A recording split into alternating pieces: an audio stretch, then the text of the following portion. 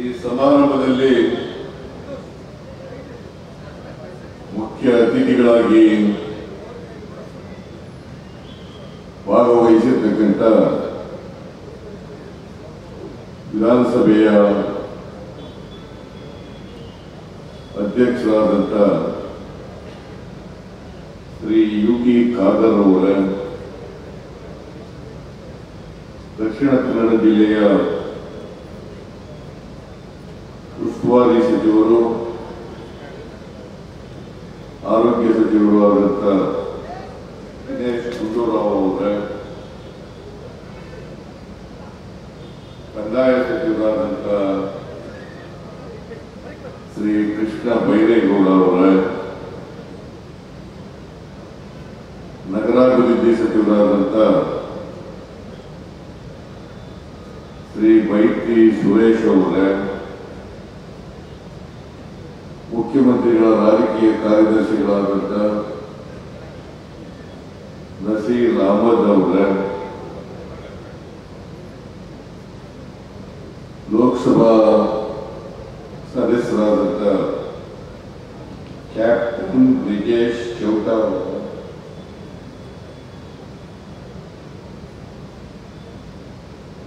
ಈ ಸಮಾರಂಭದ ಅಧ್ಯಕ್ಷರು,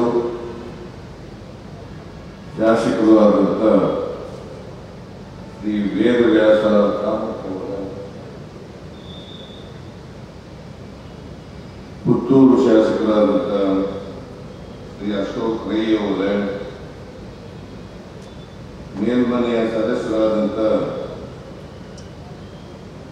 ಐವಾನ್ ಡಿಸೌಜ ಅವರ, ಮಂಜುನಾಥ್ ಭಂಡಾರಿ ಅವರ, ಮಾಜಿ ಸಚಿವರಾದಂಥ ರಮಾನಾಥ್ ರೈ ಅವರು, ಶ್ರೀ ಅಭಯ್ ಚಂದ್ರ ಜೈನ್ ಅವರ, ಶ್ರೀ ವಿನಯ್ ಕುಮಾರ್ ಸೊರ್ಕೆ ಅವರ, ಮಾಜಿ ಶಾಸಕರಾದಂಥ ಶ್ರೀ ಲೋಬೋ ಅವರ, ವೇದಿಕೆ ಮೇಲಿರ್ತಕ್ಕಂಥ ಎಲ್ಲ ಆಹ್ವಾನಿತ ಗಣ್ಯರೇ, ಅಪರ ಮುಖ್ಯ ಕಾರ್ಯದರ್ಶಿಗಳಾದಂಥ ಅತೀಕ್ ಅವರ, ಜಿಲ್ಲಾಧಿಕಾರಿಗಳೇ, ಜಿಲ್ಲೆಯ ಎಲ್ಲ ಅಧಿಕಾರಿ ಮಿತ್ರರೇ, ಇಲ್ಲಿ ಆಗಮಿಸಿರ್ತಕ್ಕಂಥ ಆತ್ಮೀಯ ಮಹನೀಯರೇ ಮತ್ತು ಮಹಿಳೆಯರೇ, ಮಾಧ್ಯಮದ ಸ್ನೇಹಿತರು, ಇವತ್ತು ಜಿಲ್ಲಾ ಆಡಳಿತ, ದಕ್ಷಿಣ ಕನ್ನಡ ಜಿಲ್ಲೆ, ಕರ್ನಾಟಕ ಗೃಹ ಮಂಡಳಿ, ಮಂಗಳೂರು ಸ್ಮಾರ್ಟ್ ಸಿಟಿ ಲಿಮಿಟೆಡ್ ಇವರ ಸಂಯುಕ್ತ ಆಶ್ರಯದಲ್ಲಿ ಈ ಕಾರ್ಯಕ್ರಮ ನಡೀತಾ ಇದೆ. ನಾನು ಪ್ರಜಾಸೌಧ ಇನ್ನು ಮುಂದೆ ಜಿಲ್ಲಾಧಿಕಾರಿಗಳ ಕಚೇರಿಗಳು, ಅದನ್ನ ಪ್ರಜಾಸೌಧ ಅಂತೇಳಿ ಹೆಸರಿಟ್ಟಿದ್ದೇವೆ.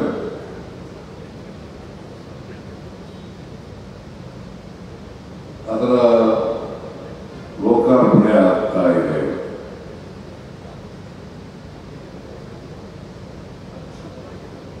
ಅದರ ಜೊತೆಗೆ ಈಗಾಗಲೇ ಕಂದಾಯ ಸಚಿವರು ಮಾತನಾಡಿದ್ದಾರೆ. ದಕ್ಷಿಣ ಕನ್ನಡ ಜಿಲ್ಲೆಯನ್ನ ಓಡಿ ಮುಕ್ತ ಜಿಲ್ಲೆಯನ್ನಾಗಿ ಮಾಡಬೇಕು ಅಂತಕ್ಕಂಥದ್ದು. ಅನೇಕ ರೈತರ ಸಮಸ್ಯೆಗಳಿದ್ದಾವೆ, ಸಾರ್ವಜನಿಕರ ಸಮಸ್ಯೆಗಳಿದ್ದಾವೆ. ಆ ಸಮಸ್ಯೆಗಳಿಗೆ ಪರಿಹಾರ ಕೊಡ್ತಕ್ಕಂಥದ್ದು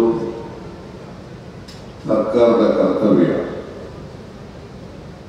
ಇಲ್ಲಿವರೆಗೂ ಕೂಡ ಕಂದಾಯ ಇಲಾಖೆಯಿಂದ ಸಾರ್ವಜನಿಕರಿಗೆ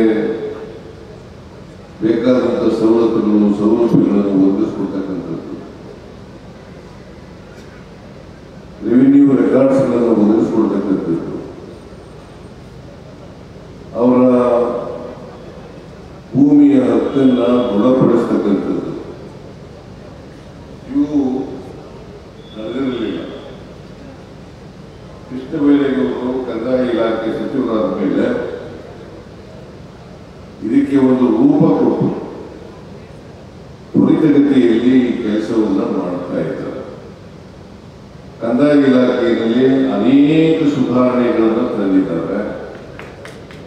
ಅದರ ಫಲನೇ ಇವತ್ತು ದಕ್ಷಿಣ ಕನ್ನಡ ಜಿಲ್ಲೆ ಕೆಲವೇ ದಿನಗಳಲ್ಲಿ ಓಡಿ ಮುಕ್ತ ಜಿಲ್ಲೆಯಾಗಿ ಮಾರ್ಪಾಡಾಗ್ತದೆ ಅಂತಕ್ಕಂಥ ಮಾತುಗಳನ್ನು ಹೇಳಲಿಕ್ಕೆ ಬಯಸ್ತಾರೆ. ಅದಕ್ಕಾಗಿ ಕಂದಾಯ ಸಚಿವರನ್ನ ನಾನು ಈ ಸಂದರ್ಭದಲ್ಲಿ ಅಭಿನಂದಿಸಲಿಕ್ಕೆ ಬಯಸ್ತಾ ಇದ್ದೇನೆ. ನಾನು ಅತ್ಯಂತ ಸಂತೋಷದಿಂದ ಈ ಕಾರ್ಯಕ್ರಮದಲ್ಲಿ ಭಾಗವಹಿಸಿದ್ದೇನೆ. ನಾನೇ ಒಂದು ಸೌಭಾಗ್ಯ ಏನಪ್ಪ ಅಂತಂದ್ರೆ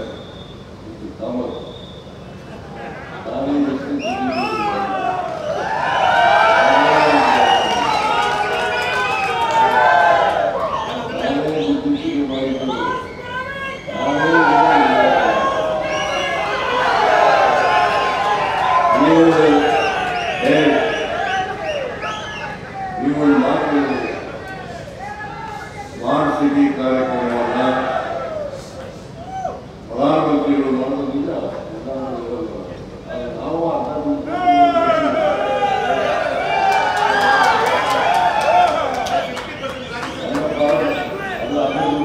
ನೀವು 4 ವರ್ಷ ಇದ್ರಲ್ಲ, ಹಾಗೆ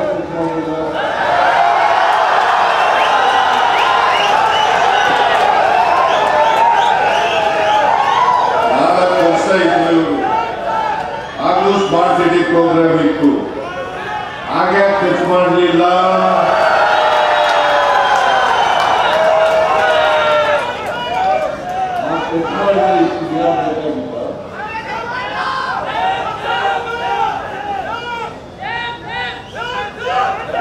ಎರಡು ಸಾವಿರದ 2015ರಲ್ಲಿ ಇದಕ್ಕೆ ಶಂಕುಸ್ಥಾಪನೆ ಆದದ್ದು. ಇದಕ್ಕೆ ಕಾರಣ ರಮನಾಥ್ ರೈ.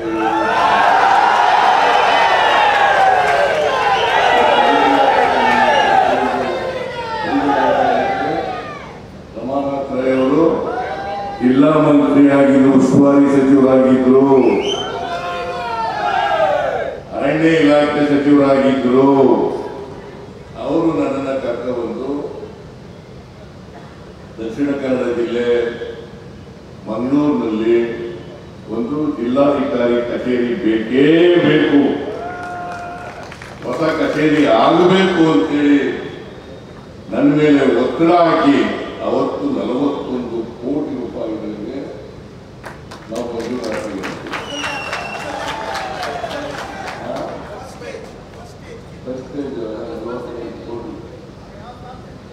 ಆಮೇಲೆ 55 ಕೋಟಿ ಆಯ್ತು.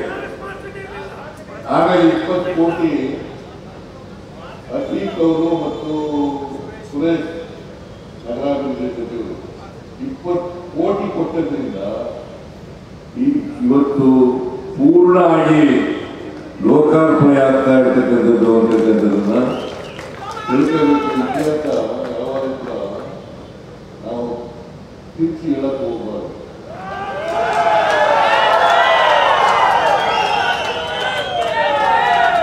ನಾವು ಹೇಳಿದ್ರು ಕೂಡ ಜನ ನಂಬಲ್ಲ.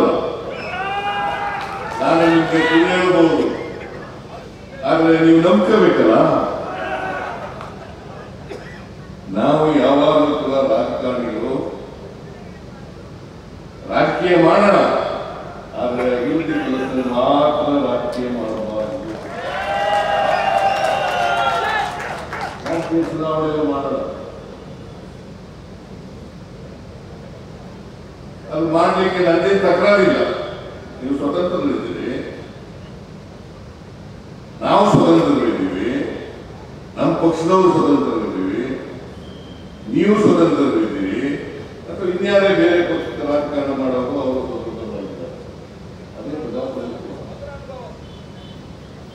ಪ್ರಜಾಪ್ರಭುತ್ವದಲ್ಲಿ ಎಲ್ಲರೂ ಕೂಡ ನೆಮ್ಮದಿಯಿಂದ ಬಾಳ್ತಕ್ಕಂಥ ವಾತಾವರಣವನ್ನು ನಿರ್ಮಾಣ ಮಾಡಬೇಕು. ಅದಕ್ಕೆ ನಾವು ಯಾವಾಗಲೂ ಕೂಡ ನಂಬಿಕೊಂಡಿರ್ತಕ್ಕಂಥದ್ದು ಸರ್ವ ಜನಾಂಗದ ಶಾಂತಿಯ ತೋಟ ಆಗಬೇಕು ಸಮಾಜ.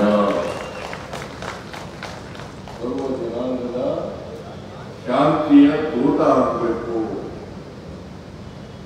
ಯಾವುದೇ ಕಾರಣಕ್ಕೆ ಮನುಷ್ಯನನ್ನ ದ್ವೇಷಿಸತಕ್ಕಂಥ ವಾತಾವರಣವನ್ನ ನಿರ್ಮಾಣ ಮಾಡಬಾರದು.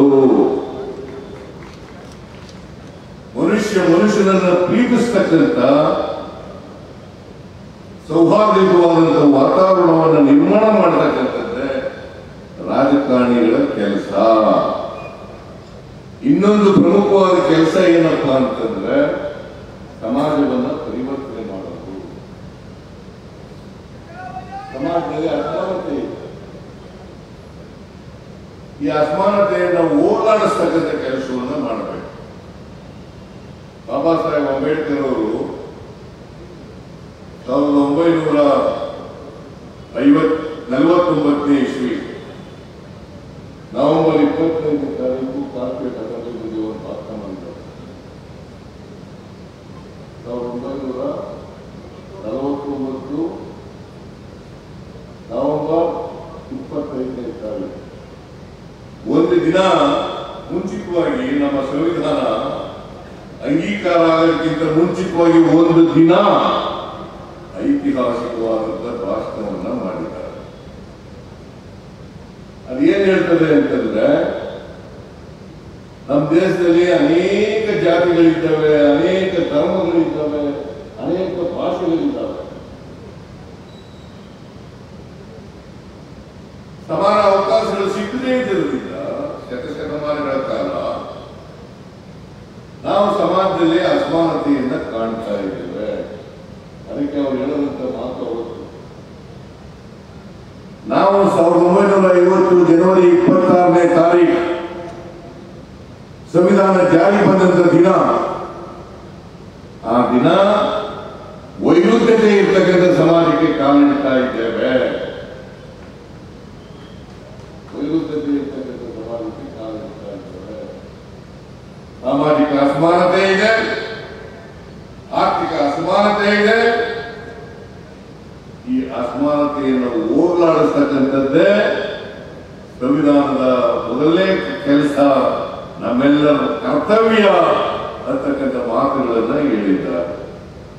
ಅದಕ್ಕೆ ಅವರು ಇನ್ನೊಂದು ಹೆಜ್ಜೆ ಮುಂದೆ ಹೋಗಿ ಏನು ಹೇಳಿದ್ರು ಗೊತ್ತಾ, ಈ ಸಂವಿಧಾನ ಏನೋ ರೂಪಿತ ಆಗಿದೆ, ನಾವು ಇದು ಬಹಳ ಶ್ರೇಷ್ಠ ಸಂವಿಧಾನ ಅಂತ ಕರೀತೀವಿ. ಇದರ ಶ್ರೇಷ್ಠತೆ ಗೊತ್ತಾಗಬೇಕಾದ್ರೆ ಯಾರಿಗೆ ಈ ಸಂವಿಧಾನದಲ್ಲಿ ನಂಬಿಕೆ ಇದೆ, ಬದ್ಧತೆ ಇದೆ, ಅವ್ರ ಕೈನಲ್ಲಿ ಇದ್ದಾಗ ಮಾತ್ರ ಸಮಾಜದಲ್ಲಿ ಸಮಾಜವನ್ನು ನಿರ್ಮಾಣ ಮಾಡಲಿಕ್ಕೆ ಸಾಧ್ಯ ಆಗ್ತದೆ. ಸಮಾಜದಲ್ಲಿ ನೆಮ್ಮದಿ ಶಾಂತಿಯನ್ನು ನಿರ್ಮಾಣ ಮಾಡಲಿಕ್ಕೆ ಸಾಧ್ಯ ಆಗ್ತದೆ. ಅಸಮಾನತೆಯನ್ನು ಹೋಗಲಾಡಿಸಲಿಕ್ಕೆ ಸಾಧ್ಯ. ಇದನ್ನು ನಾವು ಅರ್ಥ ಮಾಡ್ಕೋಬೇಕಾಗ್ತದೆ.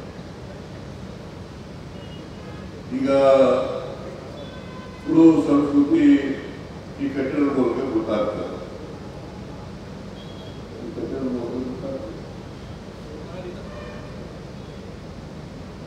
ಇಲ್ಲಿ ತುಳು ಭಾಷೆ ಮಾತಾಡ್ತಕ್ಕಂಥವ್ರು ಕೂಡ ಕನ್ನಡಿಗರೇ, ಕನ್ನಡ ಮಾತನಾಡ್ತಕ್ಕಂಥವ್ರೆ.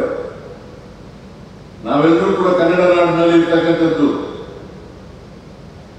ಈಗ ಹೇಳಿದ್ರು ಅಧಿಕೃತ ಎರಡನೇ ಭಾಷೆ ಮಾಡಬೇಕು, ಪ್ರತಿಜ್ಞೆ ಮಾಡ್ತೀವಿ. ಕಾದರವರು ಕೂಡ